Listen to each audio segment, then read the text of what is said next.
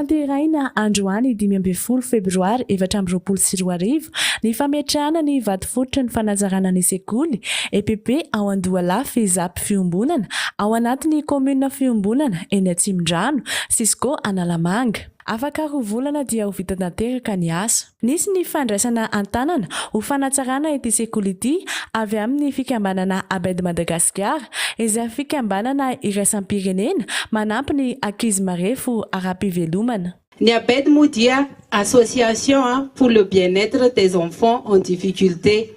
Izany hoe association mijery ireo zaza sahirana. Ka ny tena ataony LeDéfi manao trano fianarana. Izy ny fanalebiazana ny efitrano tranainy ankehitriny ary ezahana ampalalaka sy ampanarahana ny fenitra mahasekoly azy. Ny fahatsapany LeDéfi Madagascar fa tsy ampy ny efitrano fianarana eto Andohalahy no anton'izao asa sosialy izao ary ny EPP ihany aloha no ataon'izy ireo amin'izao fotoana izao.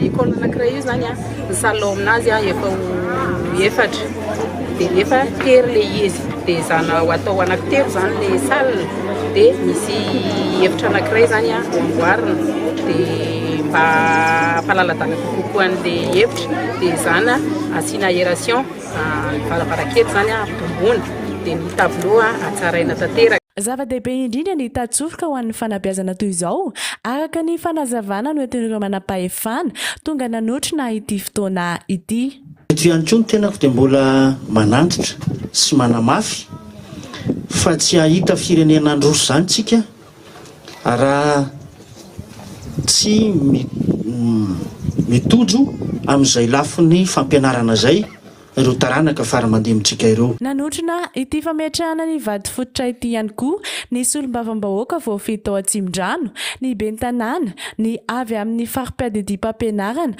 ao anatiny Zapy Atsimondrano, Cisco Antananarivo renivohitra.